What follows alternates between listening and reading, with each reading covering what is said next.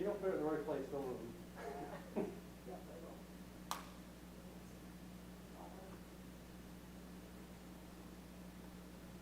Is this one that's not charged? Yeah. It was actually completely turned off and then we set it back down in there, but there's no fully charged yet. Okay.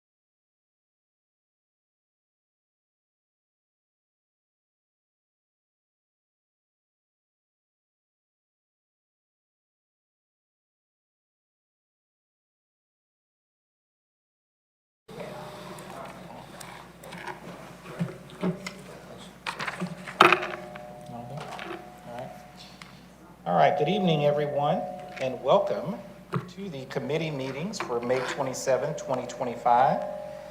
The elected body present. Mayor Kurt Wilson, Councilmember Christine Hall, Councilmember Alan Sells, Councilmember David Johnson, Councilmember Sarah Beeson, Councilmember G. Lee Hills, Councilmember William Morthland. I am Randy Knighton, the Chief Administrative Officer, along with Chief Legal Officer David Davidson, and our City Clerk, Nancy Long. Hi. All right, thank you and welcome.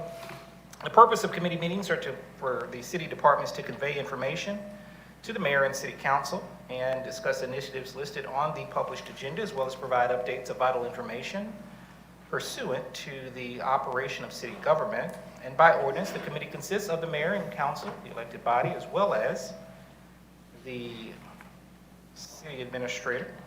This is a public meeting, but not a public hearing, and therefore, while certainly the members of the public are welcome, we do not take public comment unless specifically authorized by mayor and council. Public comment is taken on the second and fourth Monday of each month in city council meetings, as well as the fifth Monday in open forum.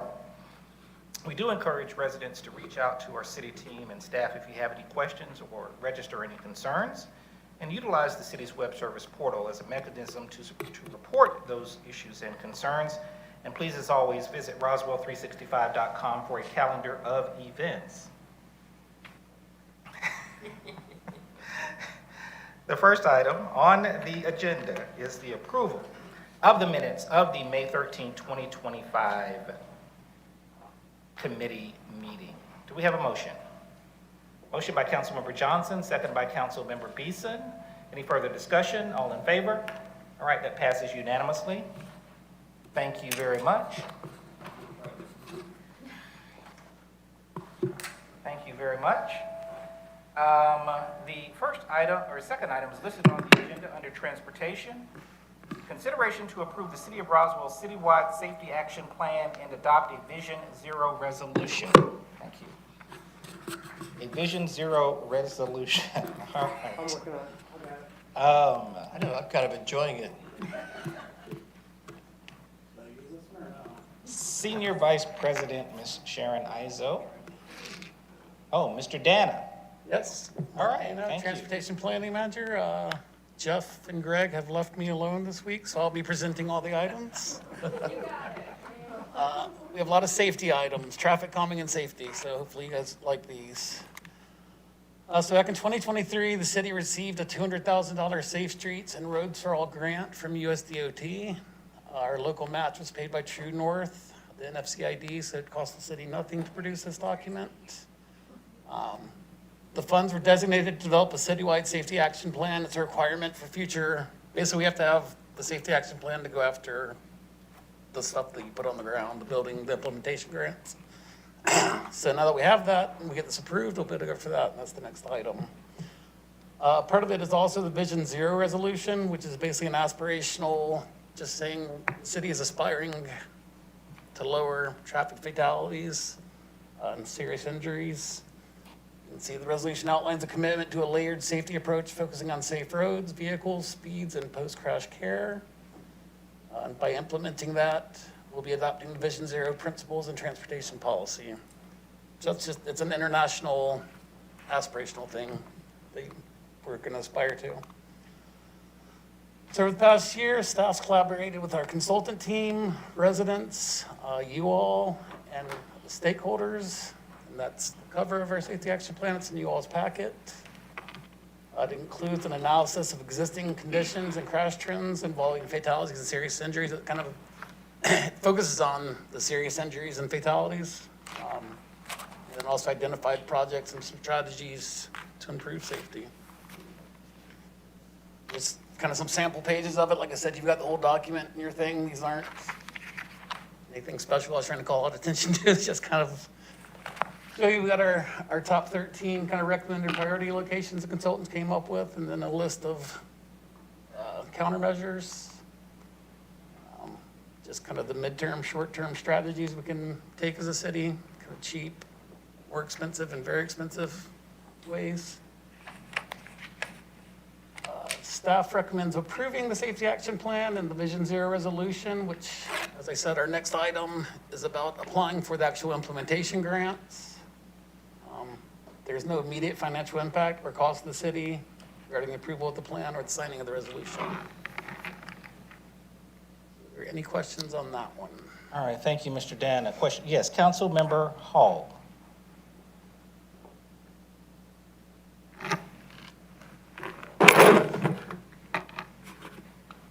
Thank you, Mr. Dana. Could you just step back a little bit and give us a little high-level summary of how this all came about? Basically, we applied for the planning grant and received that grant. Correct. And then now this is phase 2, where this is the actual implementation and. Well, this is the end of phase 1, so we actually have the document now. The draft document is in your package, but we'll be getting the final back from the consultants in the next week or so. We've had some kind of admin edits, wording changes. But yeah, once you approve that, we'll have adopted the city's action plan, safety action plan. And the next step is applying for the implementation. We're at step like 1B or C right now. So step 2, though, is actually applying for the implementation, And how, the bigger money. How was this funded, this part? It was a $200,000 federal grant, and North Fulton CID paid our $50,000 local match for us. So the city of Roswell didn't have any funds us no money, towards did it? this. And then do we have a high likelihood of getting grant for the next phases of it? I believe it is a competitive grant, so they're thinking 40 to 70 recipients nationwide in this round. But I think we have a good chance. We have a good, strong safety action plan. FHWA is currently reviewing that to make sure that we hit all the check marks. But yeah, I think we have a good shot. And how does the Safe Streets Roswell and that initiative play into this, with that being part of our strategic vision? So I know, that's one of Mayor and Council's big goals right now, is the slowdown in Roswell traffic calming. So this ties in perfectly to it. The safety action plan kind of gives us a good toolbox of things that we can use as a city to slow traffic down. See it? I think it ties in very well. Thank you. Councilmember Hills. Thank you. And Mr. Dane, this also is a springboard or foundation for a number of different grants coming, correct? This isn't just the next thing coming is a grant. We've got multiple things that we can apply for with this in place already, correct? Correct. Yep. Yeah, this will allow us to go out there additional, like I said, federal grants, and that's kind of one of the new requirements, is that you have to have a safety action plan in place to kind of go after some of these traffic calming federal dollars. So Thank you. Councilmember Johnson. Thank you. I think you go without saying this is my bread and butter and why I'm here. One thing that was really cool when I read this for probably the 10th time over the weekend is a lot of the places that came up in the recommendations are places we are already looking to attack. So it's really good to get good feedback that, hey, we think this place is a problem, and then the feedback from the safety action plan, it's like, no, it is a problem. Yep. And we're already looking for methods and methodology to. that is, we knew about a lot of the problem spots, and they actually, I know like Pine Grove Road was on there, and we already know, we've already approved Pine Grove's T-Splosh project, we're already, moving forward with. And so, We are. really, I should say, good job on you guys for, it was kind of, you're right, they found a lot of the same stuff we already knew about, but they're Right. kind of, just kind of And thank you to True North 400 for, the Yes. grant. And, it's just great to get, working in healthcare, you think something's gonna happen and you get, feedback that, that is what's gonna, it's just yeah, validation. It's great validation. Thank you. validated our Yeah. data that we've been This- looking at. I mean, also. I love this, and for your residents out there, I mean, I think, I've read Vision Zero stuff way too much, but, this was implemented in Europe, back in Yeah. the early 2000s, 2010, in Oslo, and what's the Finland capital? Helsinki. Like, they've pretty much eliminated pedestrian deaths by implementing this policy. It's a really, this works, and it's really neat. It's aspiration, the Vision Zero, I mean, it realizes humans are gonna make mistakes, they're gonna they're gonna be careless at times. Well, basically, it's saying the city's gonna do all it can to kind of reduce these serious injuries and fatalities and make our roads, the geometry of it safer to try and reduce that. All right, good. All right. Thank you. Any further comments or questions? Seeing none, we'll entertain a motion. Motion by Councilmember Johnson, second by Councilmember Hills. Any further discussion? Seeing none, all in favor? All right, that passes unanimously and moves forward. Thank you very much.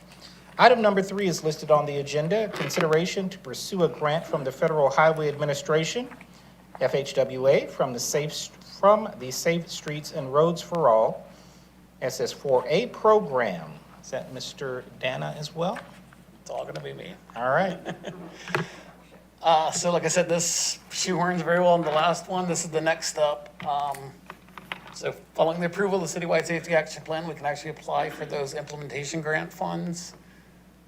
The grants range from $2.5 million to $25 million. They do require a 20% locally funded match, which would mean we need to provide $500,000 to $5 million next year's budget.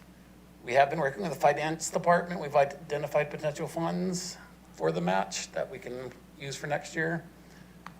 So basically, we're asking you all if you want us to approve or pursue this $2.5 million grant, basically getting $3 million of stuff for $500,000. And Sharon and I were talking about this before. Basically, we're going to go after so we have our transportation master plan. We had a tier 1 of traffic calming and that. Some of it ties into the safety action plan. We can pull projects from either one of those. And we're shooting at basically going after all the tier 1 traffic calming projects from the transportation master plan with this. And we could potentially go into tier 2 if funding allows. We just kind of need to look at some of the cost estimates and that stuff to see what we have. But $3 million, we can get quite a lot of traffic calming done in the city. Yes, sir, Mayor. Yes, Mayor Wilson. I'm sorry. Yes. No, I didn't want to cut off your comments. I forget things if I don't get them out. If committee approves this tonight and it goes, this will go to council in 2 weeks. Randy, let's get with Bill and Don and Sharon and the team, and let's see about potentially if a 5-to-1 ratio, considering the amount of transportation projects we have, particularly rate along traffic calming, Jeremy, I guess the same question that I think that was asked earlier, percentages of us getting this grant? This is the one that they're expecting 40 to 70 nationwide. So, that's every community. There's some counties that are applying for these. There's some states that are applying for them statewide. High probability, medium probability, low I probability. think we have a pretty good shot. Obviously, if you're going for the 25 million, that's going to take a big chunk out of the overall bucket. So that would probably lower your chances. I think by going for the 2.5 million, I think we have a really good shot at it. But it is a competitive grant, so. Well, does the amount that you apply for affect your chances of actually getting the grant? Well, I was just saying, I think they have 700 million total for this round to give out nationwide. So, yeah, I think if we're going after the higher chunk, then it may lower our chances of it. I think I remember you guys talking about that. Yeah. I got it. Okay. But yeah, we've been working, staff has already, kind of getting this grant prepped in case you guys do want to go after it. But yeah, it really just depends on kind of our local match, what we go after for the bigger number. Well, 5-to-1 ratio, obviously, if it doesn't impact the success outcome, and they push it back down, let's say you asked for $25 million, and you're willing to put up 5, and they push it down to 10, or 5, whatever, to me, if that doesn't affect the outcome, Yeah. I would advise doing so, because, $5-to-1 are something that obviously the city could use very well for a plethora of transportation projects, particularly around Slow Down Roswell, unless you think it impacts the outcome. No, we can talk when Jeff and Greg are back in town, the director and deputy director, but we can definitely spend anything that we can get. We've got plenty of projects in our multiple transportation master plan, safety action plan. Let's get clarity on the outcome probability. Sure. I think because that's what I heard you say, that it affects outcome probability. Yeah. Okay. Just because there is a finite amount in the bucket, so.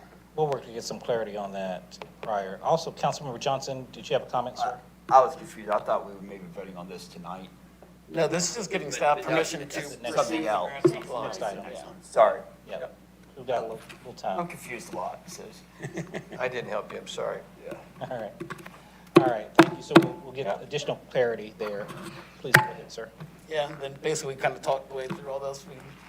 We recommend letting us go ahead and go after a grant, and it does require the 20% local match. Do you guys need to vote on this? We need need for you to endorse this to move forward, yes. So with that, if there are any other questions or comments, we'll entertain a motion. Motion by Councilmember Johnson, second by Councilmember Morthland. Any further discussion? Seeing none, all in favor? Thank you very much. This item will move forward with that one noted point of clarification.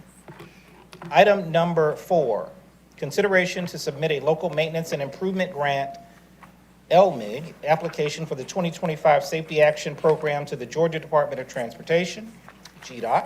Accept the LMIG funds up to $400,000 from GDOT and a budget amendment to set up the funding upon approval. Yes, sir, Mr. Danner. So this is unrelated, but also related. GDOT surprised us about a month ago and reached out and said that they got kind of an excess of money, and they offered us $400,000 in safety improvements, kind of based on some crash data and things they were looking at. It does require a 30% local match from the city, which we've worked with finance. We've identified $120,000 available from the bond program for the bicycle pedestrian sidewalk bond program. Very similar to what we've been talking about. Projects, they have to be safety, so improve striping, raise pavement markers, rumble strips, RRFBs or PHBs. We've already got, so this application is due June 4th. So this is going directly to council tonight after this, if you guys approve it. We do have the whole package. I just pulled some kind of examples out of the package. We've got 12 spots like this around the city. So this is down by the river at Willio and Cobb County's just there to the left. So that's a heavy pedestrian crossing. Basically, these places were all chosen. We're looking at where the pedestrians are, where they're crossing, where they've been requested, and pedestrian count. So, like I said, we've got a lot of these. I just pulled 4 out as examples. One of the proposals, to replace the RRFB out here with an actual PHB, so it matches the one crossing 9 over to Canton Street. So yeah, an RRFB is what's currently between City Hall and Variant. It's the flashing signs on each side. A PHB is the actual overhead red light will come on, like crossing from City Hall over to Canton Street area, Elizabeth Way. So this would be pulling the RFB out of this location and putting a PHB in there, since we do see a lot of crossing there. So this one at Riverside, basically Martin's Landing. We've had quite a few resident requests, and that's a heavily crossed area there, getting down to the river.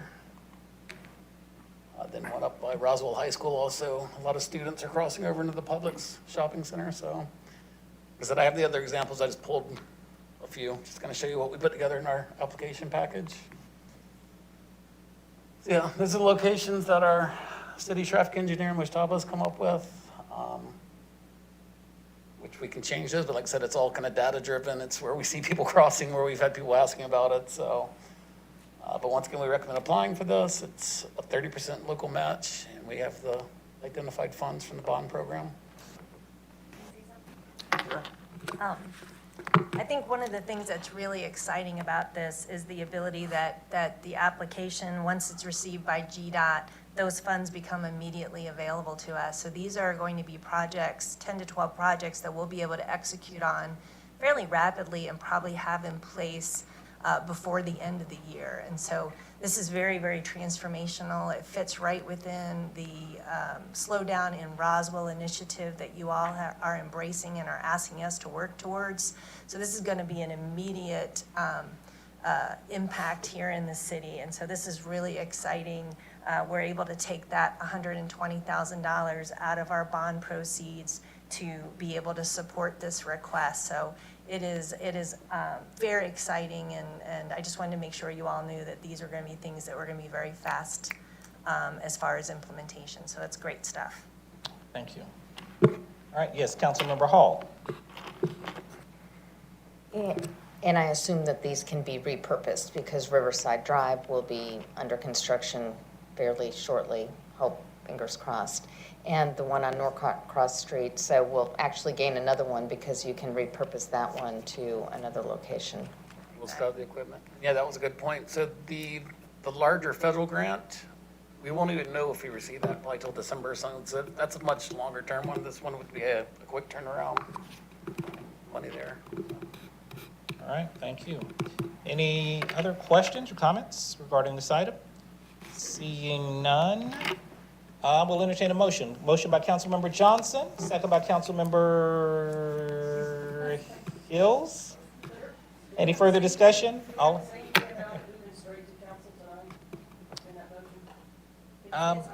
It's on the, it is on the agenda, that is correct, yes. We anticipated you. There wasn't a All right, so we have a motion by Councilmember Johnson, second by Councilmember Hills. Any further discussion? Seeing none, all in favor? All right, that passes unanimously as well. Thank you very much. Item number 5, consideration for the mayor and/or city administrator to authorize the sale of city-owned right-of-way along Shallowford Road and Hightower Road. Okay, so we've got a developer in town who's built several single-family homes. 4 or 5 of them, they have a decorative fence and decorative columns or portions come into the city's right of way. We've met with builder numerous times regarding their move and their replacement. The right of way being encroached upon is not, we've looked at all of our plans, it's not going to affect any future plans for any kind of multi-use trails or anything. You can see the addresses there. They're looking along Hightower and Shallowford Roads. Basically, the builder has agreed to pay us $5,000 for the sale of the right of way. I think total combined, all of it is less than 200 square feet, or it's not a whole lot. I wasn't super involved with that. Jackie is actually here. If you guys have any specific questions, she was involved in that. But we recommend the sale of the right of way. That way, basically, it's on the builder's property. So if something happens, it's not the city. It's not at fault. It's not on the city's right of way any longer. I'm assuming that was under the advice of Chief Legal Officer David Davidson as well. That is correct. Okay, thank you. All right, thank you. Any further comments or questions, or any questions regarding this matter? All right, seeing none, we'll entertain a motion. Motion by Councilmember Johnson, second by Councilmember Northland. Any further discussion? All in favor? All right, that passes unanimously as well. Wants to? I do. Okay, all right. Hello. Would want to make, we do ask for one adjustment to our agenda. We would like to ask that we add closure session to discuss personnel, real estate, land acquisition, real estate, personnel, real estate. So we'll ask that this body convene a closure session with your approval at this time. Motion by Councilmember Hill, second by Councilmember Johnson. All in favor? All right, that passes unanimously. Thank you very much. Yes, before adjournment, Councilmember Hall, did you have a question? Did you have a question? Oh, okay. I'm sorry. Okay. Hello. Okay. All right. Okay. All right, then with that, we will enter into closure.